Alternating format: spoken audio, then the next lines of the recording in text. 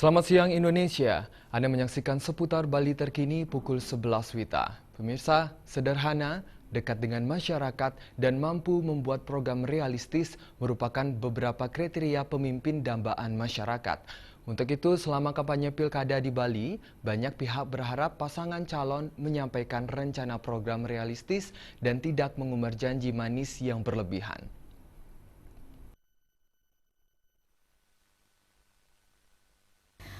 Pengamat politik Gusti Putu Bagus Sukearjawo mengatakan selama masa kampanye Pilkada 2015 di Bali, pasangan calon sudah tak pantas lagi mengobrol janji manis karena kerap janji tersebut tak terbukti atau terrealisasi.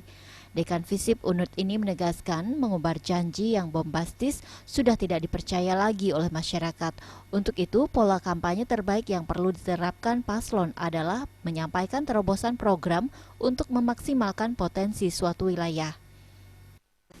Denpasar keunggulannya apa, Bangli keunggulannya apa, Tabanan keunggulannya apa, kuasai oleh paslon itu, kemudian bagaimana cara memaksimalkan potensi itu. Saat berkampanye untuk menarik simpati masyarakat, paslon seyogyanya menyampaikan program yang realistis. Jika sulit memenuhi aspirasi masyarakat, maka paslon harus berani mengatakan apa adanya dan tidak mengumbar janji. Hal senada diungkapkan akademisi Ras Amanda.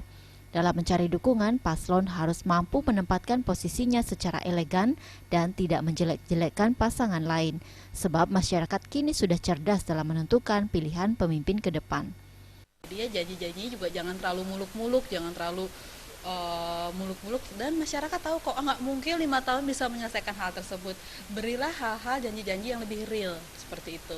Itu mungkin dapat akhirnya menarik simpati seperti itu. Jangan juga main black campaign, menjelekan yang lain, karena siapa yang teraniaya dia yang biasanya dikasihani. Ada kecenderungan masyarakat mendambakan sosok pemimpin masa depan yang sederhana, dekat dengan masyarakat atau merakyat, serta memiliki program kerja realistis.